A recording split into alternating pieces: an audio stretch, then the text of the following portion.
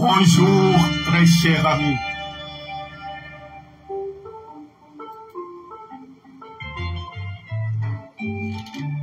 L'histoire que je vais vous raconter,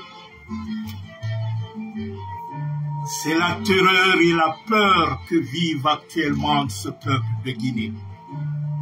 Ce peuple martyr de Guinée. Très cher ami, l'heure est venue de se dire la vérité. On ne peut plus attendre dans la terreur, dans la peur et dans l'intimidation de ce groupe de bandits armés. Nous faisons appel à l'armée guinéenne.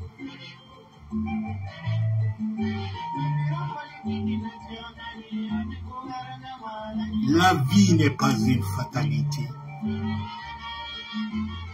La liberté s'arrache.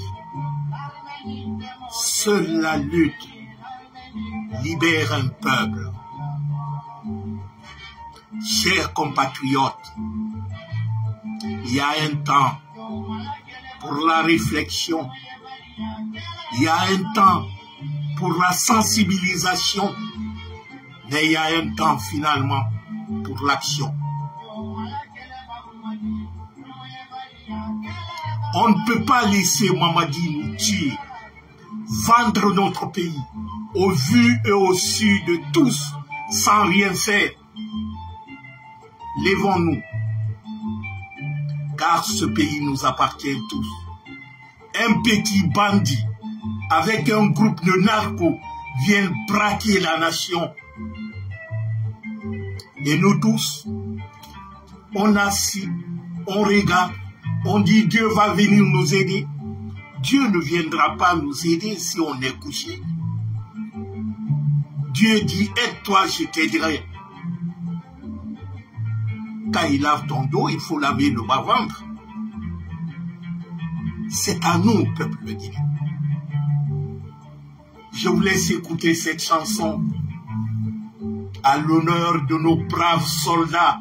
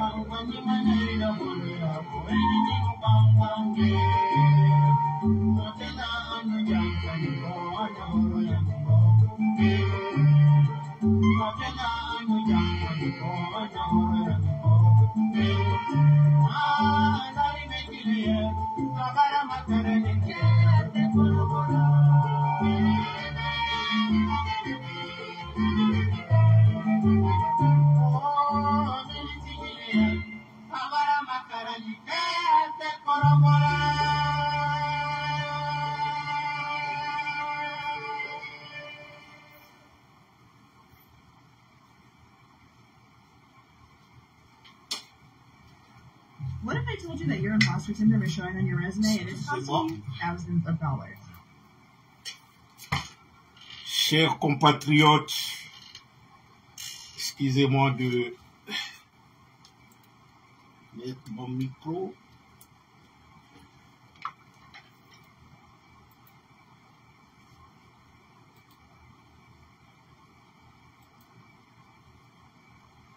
Ask for metrics you can include for that specific job. You deserve to feel confident when you get to bid application. Très chers compatriotes, nous avons trop attendu. Mamadi n'est pas un homme de dialogue. On ne peut pas passer notre temps à regarder Mamadi faire ce qu'il veut de la Guinée. Ça, on ne peut pas.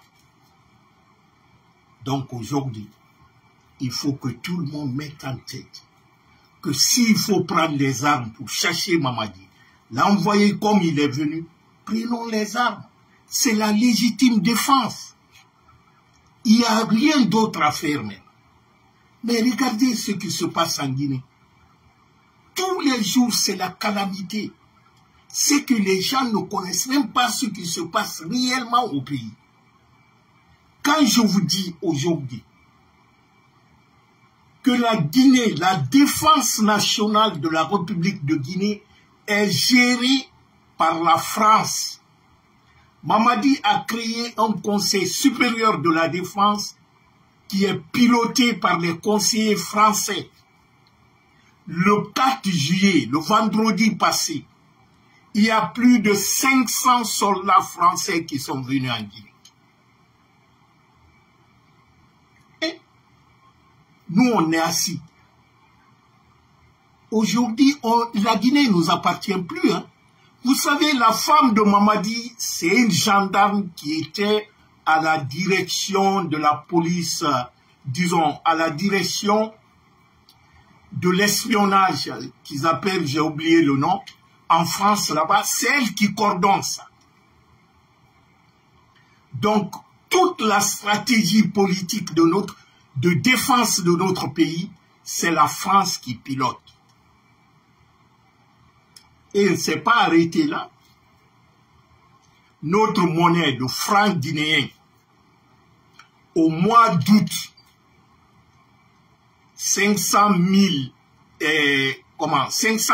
milliards de francs guinéens qui vont bombarder le marché local, c'est-à-dire ce que Karamoko Kaba a dit, le gouverneur de la banque, qui sont en train de faire les faux billets en France. 500 000 milliards de francs guinéens qui va venir bombarder. Donc notre argent sera fabriqué en France. Cela veut dire quoi? Cela veut dire qu'on va perdre la souveraineté monétaire de notre pays. C'est la France qui contrôle maintenant l'armée, c'est la France qui contrôle l'économie. Qu'est-ce qui reste maintenant? Sékou Touré en 58. Pourquoi il nous a dit à nos parents de voter le nom de De Gaulle? C'est parce que De Gaulle l'avait proposé que je vous donne l'indépendance politique. C'est-à-dire, vous allez gouverner votre territoire. Mais, et l'armée, et l'économie, la monnaie, et les affaires étrangères, c'est la France qui va gérer ça. Sékou Touré a dit non. Il dit, moi, je veux une indépendance totale. Si j'ai l'indépendance politique, je n'ai pas l'indépendance économique, je n'ai pas l'indépendance militaire, je n'ai pas d'indépendance. Ça veut dire que tu as l'indépendance à rabais. C'est une indépendance qui n'aura aucune valeur. Donc, ce que Sékou Touré et ses compagnons ont rejeté en 1958, 67 ans après, c'est ce petit délinquant Mamadi qui est venu remettre tout à la France. Il dit ce que De Gaulle a proposé à Sékou Touré, moi je l'accepte. Donc si Mamadi aujourd'hui prend notre armée, il donne à la France, il prend notre monnaie, notre économie, il donne à la France, ça veut dire il est venu piétiner l'héritage de 58. C'est ça que les jeunes doivent comprendre aujourd'hui. Mamadi, c'est l'ennemi de la Guinée. Ceux qui pensent que Mamadi Sékou Touré, s'il fait le combat, c'est faux. Mamadi, c'est un manipulateur. Le nom qu'il a donné à l'aéroport, AST, là, tout ça, c'était pour tromper les gens. Il faut regarder les actions de Mamadi. Mamadi ne contrôle même rien. C'est la France qui gère tout. Toutes les licences minières et qu'ils ont retirées à des gens là, ils ont, disons, retiré les licences. Tout ça, on donne ça à des compagnies françaises. Et nous, on va s'asseoir, regarder Mamadi. Partout en Afrique aujourd'hui, tout le monde se bat pour mettre la France dehors. Mamadi, lui, il étale le tapis rouge. Il offre la Guinée à la France. Tous les armements, les militaires qui étaient au Mali, au nord du Mali, Les Français qui étaient au Mali, au Burkina, au Niger, ils sont tous aujourd'hui en Guinée. Tout le monde peut constater. C'est pas caché, tout le monde le voit. Donc la Guinée ne nous appartient plus si on ne se lève pas. On voit partout, toute l'Afrique aujourd'hui, le panafricanisme que beaucoup chantent. Aujourd'hui en Afrique, Mamadi, lui, piétine ça. Il dit que nous sommes des peuples, disons, il n'a aucun respect pour le peuple guinéen. Mamadi est en train de détruire notre pays devant nous, dans notre inaction. Il faut qu'on tire vraiment une leçon de notre passé. On a été le porte-flambeau. La Guinée a été le porte-flambeau de l'émancipation des peuples africains. Comment se fait-il qu'aujourd'hui, quelqu'un sorti de nulle part vienne nous donner à la France? Parce que sans l'Afrique, la France n'est rien. Il est rien. Si vous remarquez, partout où les coups d'État sont passés, la France attaque le Mali, il dénigre le Mali, Macron en parle tout le temps, ses ministres. Le Burkina, c'est la même chose. Mais est-ce que vous avez entendu une fois Macron parler de la Guinée? Malgré les disparitions, malgré les crimes, les kidnappings, malgré le pillage à ciel ouvert, est-ce que vous avez entendu une autorité française parler de la Guinée? Non. Il y a eu des parlementaires français récemment qui ont dit au Parlement français, ils disent pourquoi l'armée française est en Guinée. Parce que, en principe, s'il y a un coup d'État dans un pays, partout au monde, les Occidentaux, leur première décision, c'est de suspendre leur coopération militaire avec ce pays. L'exception, seule la Guinée, l'Occident n'a pas suspendu. Les États-Unis, eux, ont suspendu leur coopération militaire. Mais la France, l'Union européenne n'ont pas suspendu. Ça veut dire que ce coup d'État profite à eux. Parce que vous voyez Alpha Condé comme un obstacle. Pour eux, Alpha Condé, c'est un patriote, c'est un nationaliste. Et qu'on ne pouvait pas manipuler Alpha Condé. Ils disent, on va mettre quelqu'un là-bas qui va faire notre vie. C'est ça, Mamadi Doumbouya. Et puis, il faut se dire, Mamadi Doumbouya n'est pas 100% guinéen, disons, dans la foi. Quand tu es légionnaire français, tu signes un pacte de sang.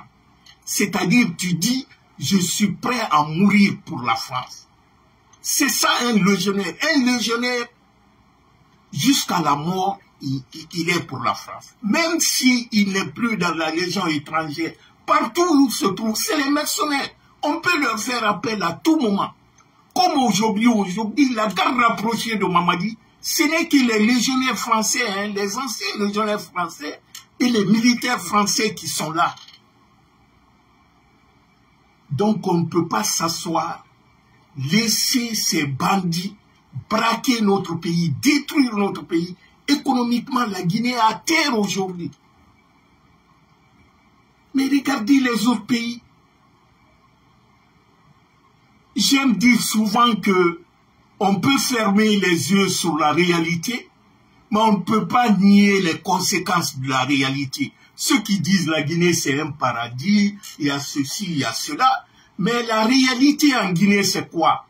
C'est l'insécurité, c'est l'inondation, c'est les feux, les incendies, c'est quoi encore? La famine, la misère, c'est les kidnappings, c'est l'emprisonnement arbitraire. C'est ça la réalité en Guinée.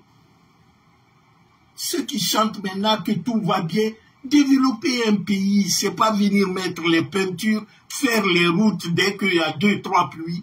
Allez-y voir aujourd'hui, à Tanene, ce matin même, les routes qu'ils ont fait là, les routes du CNRD là, c'est complètement gâché. Allez-y voir à Bessia, partout dans les quartiers.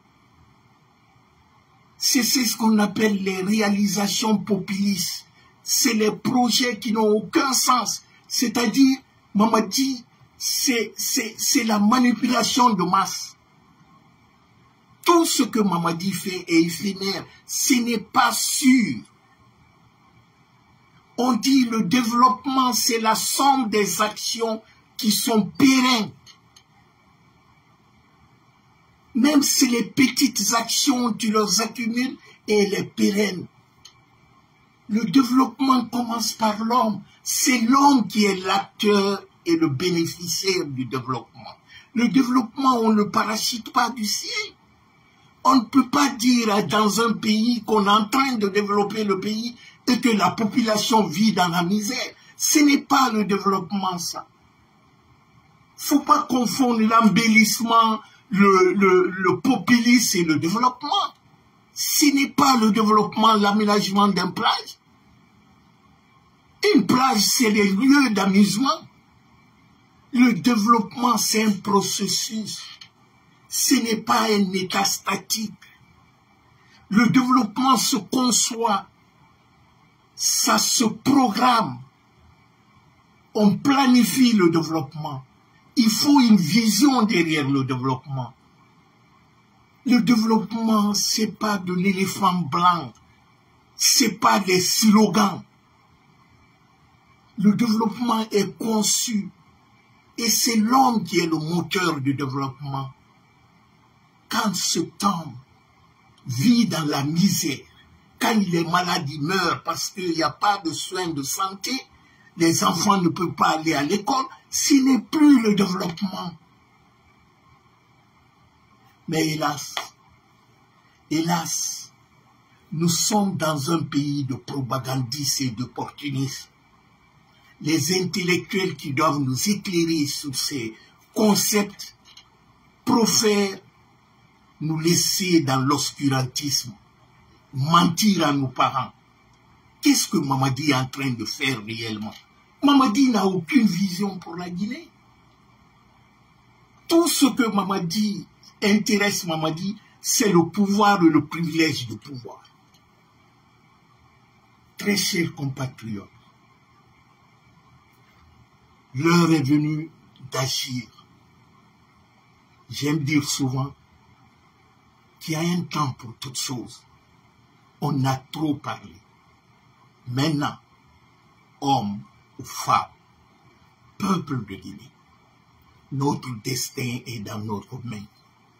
On ne négocie pas la liberté. Nous sommes en train de perdre la République. Agissons. Agissons partout où nous nous trouvons. Mettons-nous ensemble. Mamadi n'est rien. Mamadi n'est pas tombé du ciel. Mais faudrait-il qu'on se réunisse, qu'on laisse nos petites querelles ou les discussions sur l'ethnie ou tout ça, qu'on laisse tout ça là de côté et faire face à l'ennemi commun. Mamadi est l'ennemi commun de tout Guinéen patriote à l'heure. Très cher ami, je vous laisse écouter le message que le professeur Alpha Condé a lancé à tous les Guinéens patriotes et dignes pour arracher ce pays-là dans la main de ce groupe de bandits armés qui sont en train de tuer et détruire notre pays. Je vous laisse écouter et puis je vous reviens après.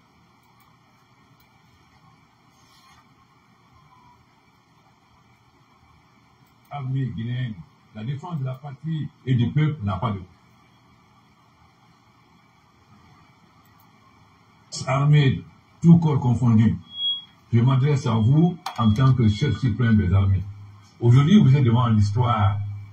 Les forces vives ont appelé le peuple de Guinée à se débarrasser des narcotrafiquants qui ont usurpé le pouvoir en massacrant massivement le peuple. Vous avez le choix pour vous mettre au service des narcotrafiquants et massacrer le peuple et tomber dans la poubelle de l'histoire, pour être fidèle à votre tradition de vous mettre aux côtés du peuple pour nous débarrasser des narcotrafiquants. Pour les forces armées guinéennes, la défense de la patrie et du peuple n'a pas de armée, tout corps confondu. Je m'adresse à vous en tant que chef suprême des armées. Aujourd'hui, vous êtes devant l'histoire. Des forces vives ont appelé le peuple de Guinée à se débarrasser des narcotrafiquants qui ont usurpé le pouvoir en massacrant massivement le peuple. Vous avez le choix. Ou vous mettre au service des narcotrafiquants et massacrer le peuple et tomber dans la poubelle de l'histoire, ou être fidèle à votre tradition de vous mettre aux côtés du peuple pour nous débarrasser des narcotrafiquants. Pour les forces armées guinéennes, la défense de la patrie et du peuple n'a pas de armée, tout corps confondu. Je m'adresse à vous en tant que chef suprême des armées. Aujourd'hui, vous êtes devant l'histoire. Les forces vives ont appelé le peuple de Guinée à se débarrasser des narcotrafiquants qui ont usurpé le pouvoir en massacrant massivement le peuple. Vous avez le choix. Ou vous mettre au service des narcotrafiquants et massacrer le peuple et tomber dans la poubelle de l'histoire, ou être fidèle à votre tradition de vous mettre aux côtés du peuple pour nous débarrasser des narcotrafiquants. Pour les forces armées guinéennes, la défense de la patrie et du peuple n'a. Très cher ami, comme je vous disais, excusez-moi. Je m'adresse à vous en tant que chef suprême des armées. Aujourd'hui, vous êtes devant l'histoire. Comme je vous disais, c'était le message du professeur Alpha Condé.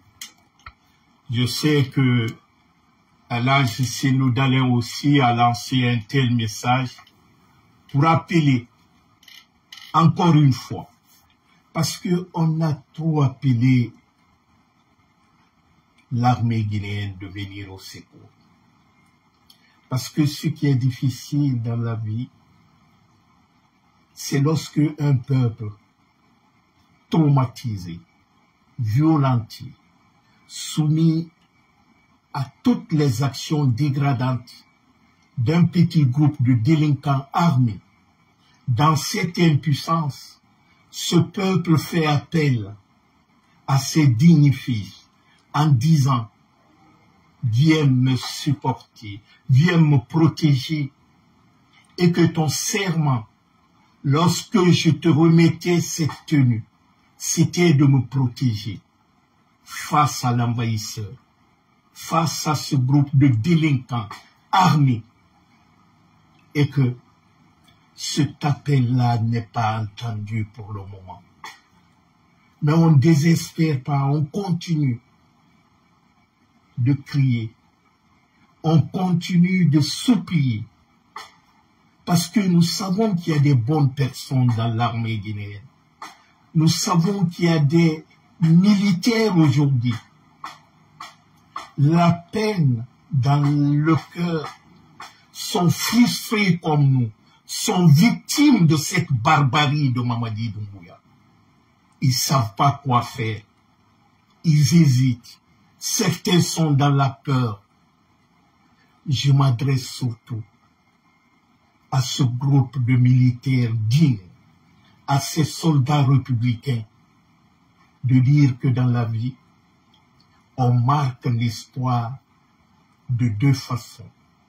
Soit de la bonne façon, en soutenant les bonnes causes, soit de la mauvaise façon, en suivant la barbarie et la sauvagerie. Aujourd'hui, vous avez le choix de protéger un peuple innocent, un peuple brimé par un groupe de bandits, un pays braqué par les narcotrafiquants. Aidez-nous à nous débarrasser de ce groupe-là. Parce que Mamadi n'est pas de vôtre. Mamadi n'a jamais appartenu à l'armée guinéenne. Mamadi, c'est un légionnaire français. Tout ce qui se passe aujourd'hui en Guinée. Mais rappelez-vous, le Conseil supérieur de la défense que Mamadi a créé, c'est géré par les Français. On prend quelques éléments, les figurants, on leur met dedans les Guinéens, mais les grandes décisions, c'est la femme de Mamadi et les conseillers que Macron a envoyés à Mamadi. Il y a plus de 500 éléments, soldats français qui sont venus le vendredi passé en Guinée. Allez-y aujourd'hui à l'hôtel Kaloum. Sont eux qui sont là-bas. Demandez les militaires. Idi Amin aujourd'hui est dépouillé de tout son pouvoir. Quoi qu'on dise, même si on dit que Idi Amin c'est son problème, on n'est pas pour lui, Mais ce qui est clair, aujourd'hui, la défense nationale guinéenne, l'armée guinéenne n'appartient plus à la Guinée. Les milliards qui ont été dépensés pour faire la réforme de l'armée guinéenne, dont le gouvernement français était contre, parce que la France, sa politique, c'est quoi? Il faut rendre les pays africains demandeurs, c'est-à-dire en affaiblissant leur armée. Quand leur armée est faible, là, quiconque peut leur attaquer. Donc, ils sont obligés de nous faire appel. Et quand ils nous font appel, on vient, on met notre pied dans le pays, on pille le pays. C'est ça qu'ils ont fait au Mali. C'est ça qu'ils ont fait au Burkina. C'est la même chose qu'ils ont fait au Niger. Donc, la Guinée, ils disent que la réforme que Alpha Condé a fait, ils ont mis tout à terre. Mamadi a créé une armée dans une armée. Mais les soldats, je ne vais rien vous apprendre. Parce que vous le savez mieux que moi. Les ravitaillements qu'on vous donnait à chaque mois, 2 ou 3 sacs de riz, ça vous permettait, disons, de donner, parce qu'il y a beaucoup de militaires qui ne mangent même pas le riz importé. C'est le riz local qu'ils mangent. Donc, ceux qui gagnent comme ça, ils donnent à leur belle famille, à leurs mères, sœurs et tout ça. Ça leur permet, parce qu'on connaît en Afrique, nous vivons comme ça. Mamadi est venu, il a bloqué ça. Et la promesse qu'on vous a faite, qui va vous donner en compensation l'argent, combien on vous donne aujourd'hui? Parce que le sac de riz, c'était combien avant le coup d'État? C'était à 240 000, je crois. Aujourd'hui, le même sac de riz est à 360 à 400 000. Mais vos primes là pour les ravitaillements, est-ce que ça a augmenté? Mamadi, lorsqu'il a fait le coup d'État, qu'est-ce qu'il vous a dit, les militaires? Il a dit qu'il allait augmenter votre prime, votre salaire à 100%. Aujourd'hui, il n'y a même pas eu 25% d'augmentation. Mais il a augmenté pour ses gardes rapprochés et les mercenaires rwandais et les légionnaires qu'il a recrutés. Eux, il a augmenté pour ceci. Ceux-ci touchent plus de 5 000 $ par semaine. Parce que Mamadi, tout ce qu'il fait, lui, c'est sa sécurité qui l'intéresse. Hein. C'est pas la Guinée. C'est sa propre sécurité qui l'intéresse. Donc, très chers militaires, la balle est dans votre camp. Vous n'avez pas besoin de chercher, non. Vous n'avez même pas besoin d'un groupe étouffé. Un petit groupe seulement. Vous avez vu, lorsqu'on est venu libérer Claude Puvis, c'était un petit groupe, vous avez vu, tout le monde a vu les vidéos. Ceux-ci ont pu mettre les miliciens de Mamadi, qu'il appelle force spéciale, ils étaient mis en déroute. Tout le monde a vu les vidéos. Si les gens qui sont rien, ils sont rien. Et actuellement, il y a une forte division dans l'armée guinéenne. Parce que Mamadi, tout son plan là, il veut écarter Idi Amin et Bala Samoura. Vous savez, c'est toujours comme ça. Quand les bandits braquent une banque, c'est après le braquage, au moment de partager le butin là. C'est là-bas qu'ils ne se comprennent pas. Donc Mamadi, il dit, pour être fort, un homme fort, sans crainte, il faut qu'il se débarrasse de tous les gens encombrants. Bala Samoura, Idi Amin et tant d'autres. Aujourd'hui, eux n'ont aucun contrôle. Idi Amin n'a plus aucun contrôle sur l'armée guinéenne. Et il vit en surveillance. C'est comme dans ça. Dans ça, son passeport est bloqué. Il ne peut pas sortir Mais tout ça, c'est leur problème. On s'en fout. On dit, même si tu as une fourchette très longue, il ne faut pas manger le diable avec le diable sur la même table. Ils ont signé leur pacte entre eux, là, c'est leur problème. C'est pour vous dire que tout est fait. La mangue est mûre. C'est pourquoi hier, j'ai lancé un appel solennel à nos deux grands leaders, le professeur Alpha Condé et Alhaji Seydou Dalein, de faire une conférence de presse commune. Parce que la technologie aidant aujourd'hui, ils peuvent ne pas être dans le même pays, mais pouvoir faire une conférence à 2 ou à 3 pour que nous, qui sommes sur les réseaux sociaux, on puisse vulgariser. Parce que le peuple a besoin de les écouter. Leur discours, leur motivation, ça donne le courage à tout le monde. Parce que le changement ne tombe pas du ciel. La révolte spontanée, généralement, n'a pas d'issue. Il faut des coordinateurs, il faut des mobilisateurs. Aujourd'hui, Mamadi fait disparaître tous ceux qui sont au pays. Mais il ne peut pas faire disparaître tous les Guinéens. Aujourd'hui, c'est les marabouts, les magiciens venant de l'Inde, de Burkina, partout, qui sont à Conakry aujourd'hui. Et nous, notre pays, le développement de notre pays, ça serait basé sur le maraboutage ou quoi? C'est ça l'avenir de notre pays. C'est parce qu'ils savent ce qu'ils font, ce n'est pas bon. Leur affaire de constitution ou quoi, on s'en fout de ça. Leur papier, c'est un chiffon. On va jeter ça dans la... Ça n'a rien de constitutionnel. Une constitution, c'est un contrat social entre les gouvernants et les gouvernés. Mais on n'oppose pas une constitution à un peuple. Une constitution taillée sur mesure pour Mamadi. Parce que Mamadi a double nationalité, on dit dans la constitution, il n'y a pas ça. On dit que dans la constitution, que de 5 ans, on passe à 7 ans non renouvelables énième fois. Mamadi qui n'a jamais respecté sa parole. Quand Mamadi te dit, je ferai 2 mandats, il ne faut pas le croire. Quelqu'un qui n'a pas pu respecter ses paroles du départ, qu'est-ce que Mamadi a dit à tous les Guinéens? Il a dit qu'il ne sera pas candidat.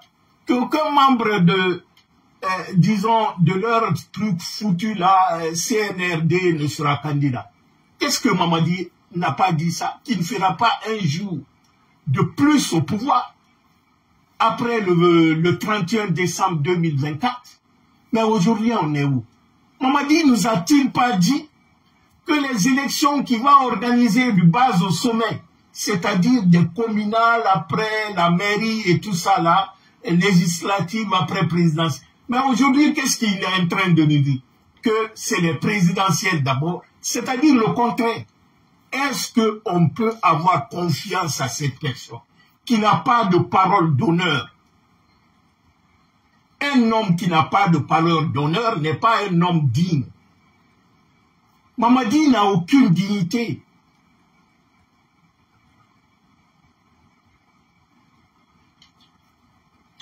Donc ceux qui disent là, j'ai prêté serment, Mamadi n'a pas prêté serment. Mais est-ce que cela l'a empêché pour faire le coup d'État?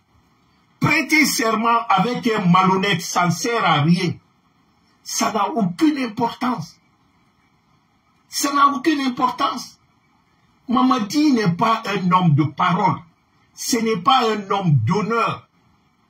C'est un ingrat.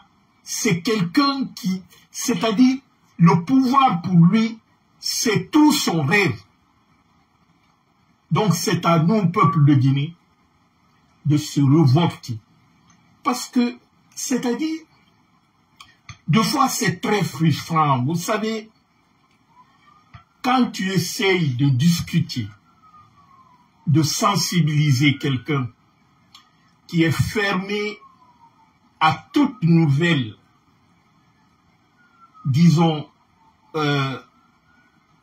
explication, ou qui refuse d'écouter les arguments logiques, deux fois tu es frustré.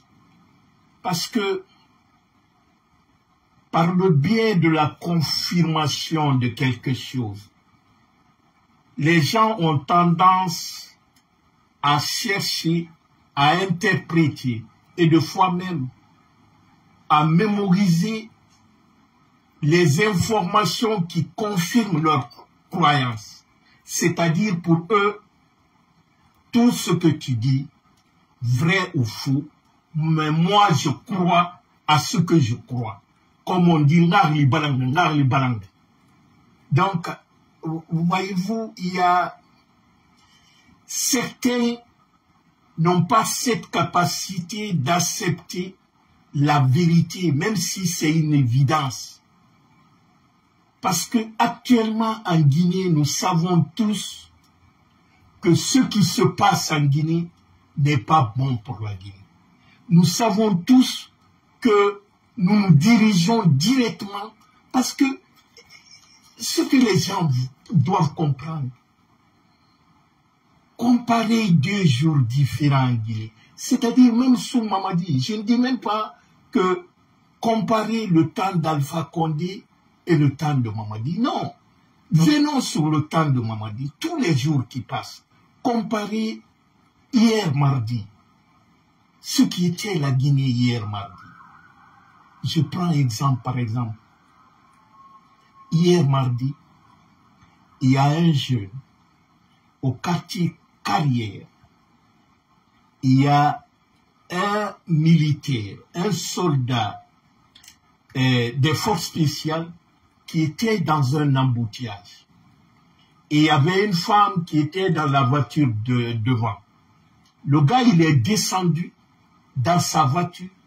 Il est venu crier sur la femme. La femme dit, mais je ne peux pas, les gens sont devant moi aussi, c'est pas moi. Il a fait sortir son arme, il a tué cette femme. Hier, au quartier Carrière, tout le monde peut se renseigner, fouiller.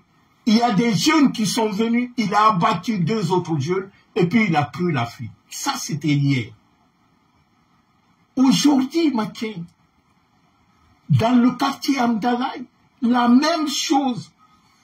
Un béret rouge, c'est-à-dire un élément des forces spéciales, il a accidenté quelqu'un, il a pris la fuite, il est parti. Donc tous les jours, c'est quelque chose de pire.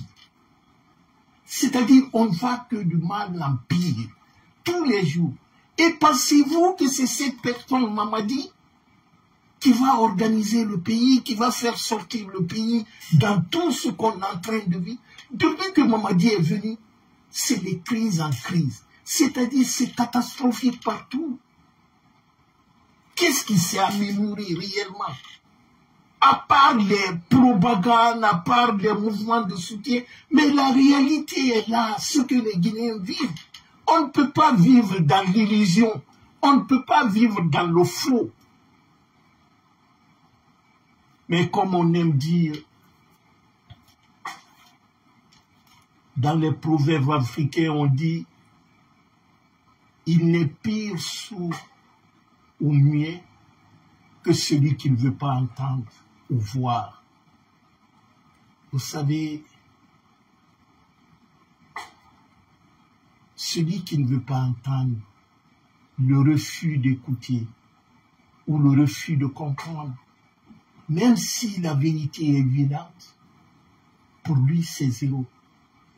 On peut refuser de voir quelque chose. On peut refuser de voir la vérité. Mais cela n'empêche pas que la vérité existe. La réalité existe. On peut dire que la Guinée est paradis. On peut dire tout sur la Guinée. Mais la vérité qui est là, c'est que les Guinéens vivent dans la misère. La vérité qui est là, c'est que les Guinéens sont kidnappés et que les Guinéens sont en prison arbitrairement et que les Guinéens, une force spéciale peut tirer sur un Guinéen, le tuer et que rien ne se passe. Ça, ce sont des faits. C'est quelque chose que les Guinéens vivent tous les jours. Parce que le principal fléau de l'humanité, c'est quoi? Ce n'est pas seulement l'ignorance, mais c'est le reste, c'est le refus de savoir. Parce que la volonté délibérée de rester dans l'obscurité et de refuser de voir la vérité, c'est un acte de choix.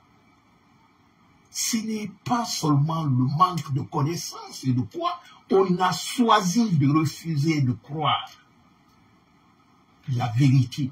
Et on se cache derrière le mensonge, l'illusion, dire que Mamadi est en train de travailler ou Mamadi est bon.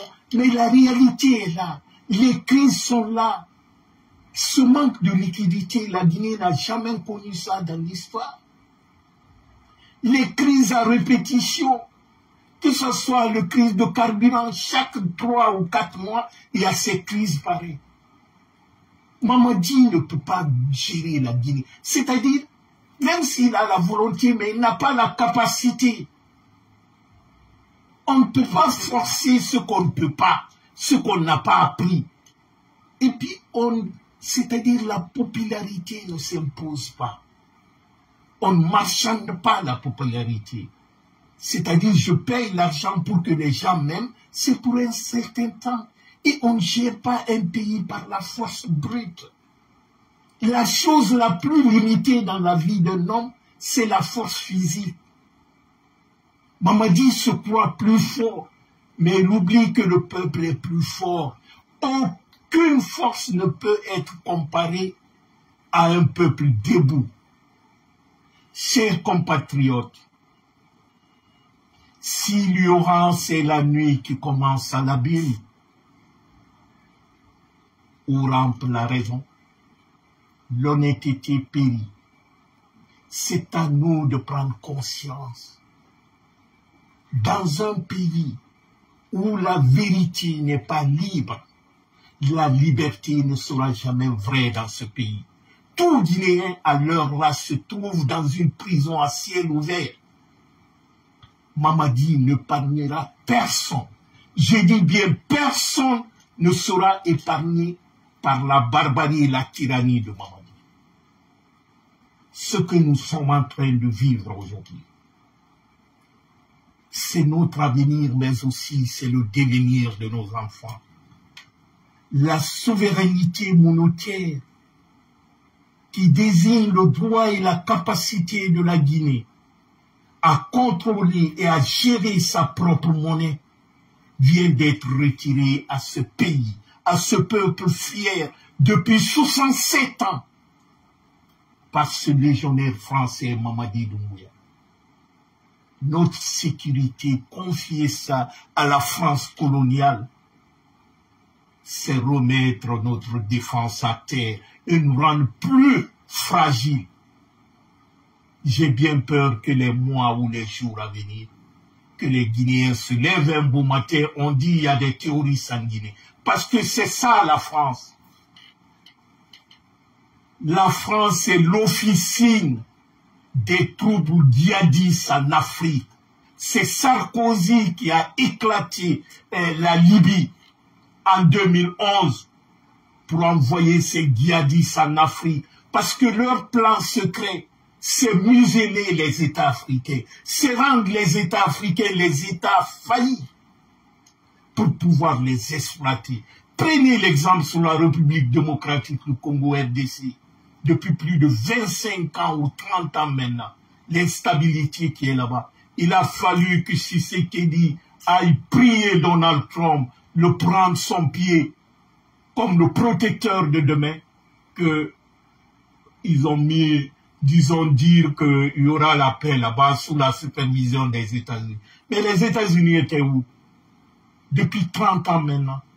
Le coltan, toutes les matières premières qu'on exploite au Congo et qu'on envoie au Rwanda, leur destination finale, c'est où?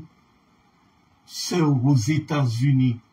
Tout ce qu'on utilise comme ça, comme smartphone, les portables, la matière première vient. À 80%, ça vient de RDC. Et qui est le parrain de Kagame? C'est les États-Unis. Donc, il ne faut pas se leurrer. Alors là, en Guinée, la Guinée est le premier exportateur de la bauxite au monde.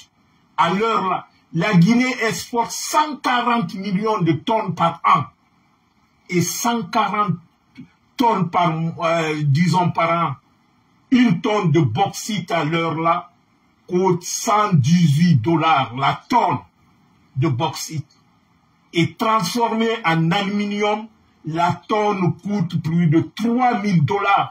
Et quand vous prenez la bauxite brute qui quitte chez nous, les 140 millions de tonnes, ça vous fait 18 milliards de dollars par an que la Guinée doit... Depuis 4 ans, aucun Guinéen ne sait où va ces centimes. Au temps d'Alpha Condé, 15% de ces recettes minières étaient versées dans l'ANAFI. Allez-y dans toutes les préfectures de la Guinée, vous verrez qu'il y a des réalisations de l'ANAFI d'Alpha Condé là-bas. Et toutes les sous-préfectures, les collectivités décentralisées, pour la première fois dans l'histoire de la Guinée, ils avaient un budget de fonctionnement et plus de 2 milliards de francs guinéens par an. Qui a fait ça? C'est Alpha Condé. On parle aujourd'hui de Simandou 2040. Je me pose même je me pose deux fois la question, si Alpha Condé n'avait pas récupéré Simandou, je ne sais pas quel sera, disons, le projet phare de Mamadi, parce que tout est sur Simandou aujourd'hui. Il faut être bête, mais inculte aussi, pour baser, pour dire que les ressources minières sont la base, la première base du développement d'un pays. Il faut être con, mais Mamadi n'est pas quelqu'un de réfléchi. C'est parce qu'il n'a rien, il ne peut pas expliquer ça au peuple. Les richesses minières sont épuisables. C'est les choses qui finissent du jour au lendemain. Et le marché des ressources minières est fluctuable. C'est-à-dire c'est quelque chose qui change. Tu n'as pas le contrôle. Comment tu peux mettre l'espoir sur quelque chose que tu ne contrôles pas? Tu ne transformes pas chez toi. Toi, c'est la matière première que tu prends, tu envoies ailleurs. Sont eux qui vont ajouter, c'est ce qu'on appelle la plus-value. Et toi, tu bases ton développement sur ça. Mais il faut être, disons, con dans la tête. Certes, on ne peut pas dire que les recettes minières ne peuvent pas nous aider à booster les secteurs de croissance dans un pays.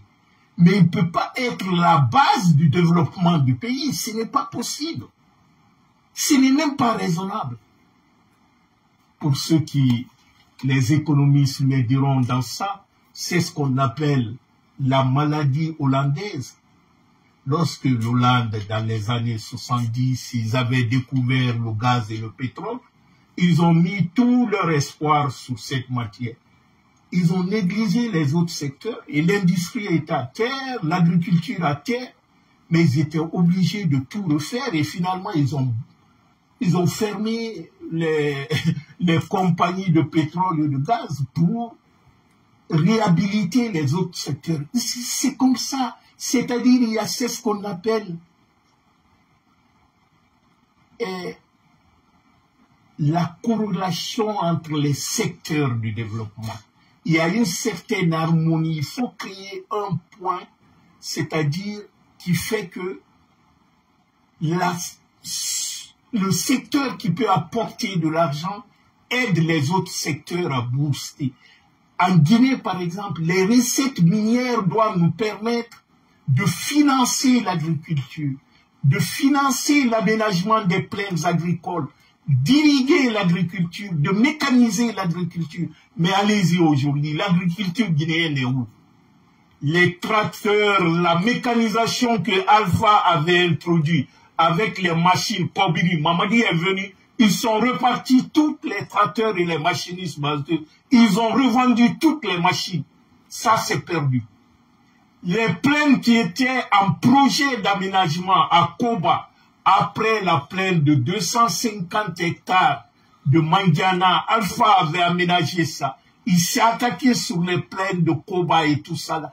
Tous ces projets-là ont été arrêtés.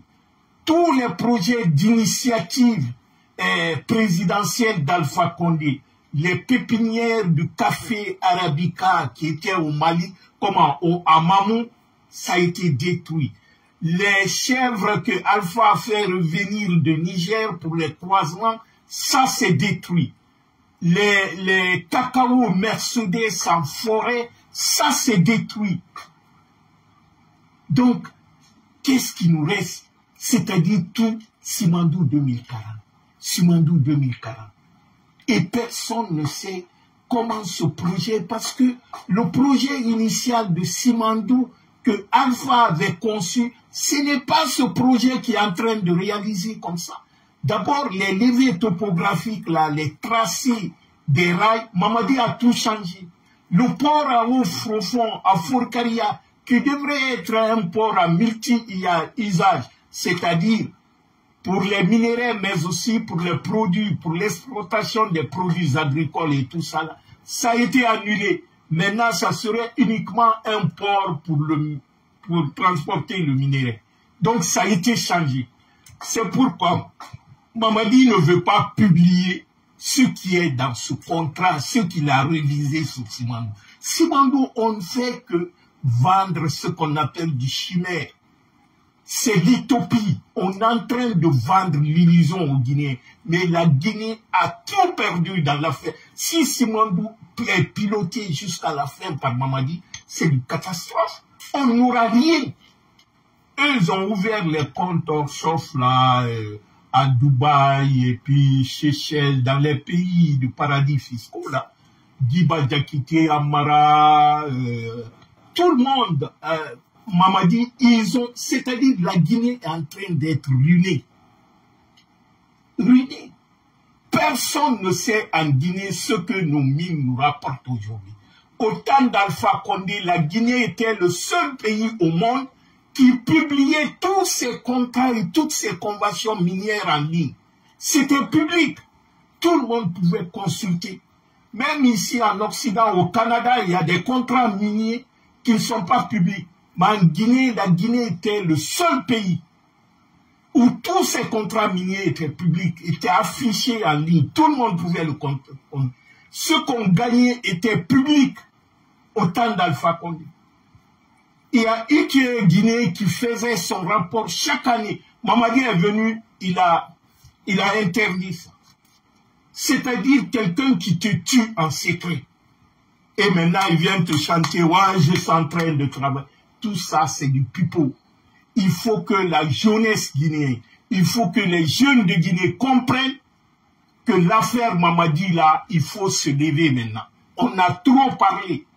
On ne peut pas continuer à nous mentir. Ceux qui ne veulent pas comprendre, on leur laisse. Parce qu'il y a des gens, c'est-à-dire, tu n'as même plus besoin de leur expliquer. Tout le monde voit la réalité. Mais regardez au Togo.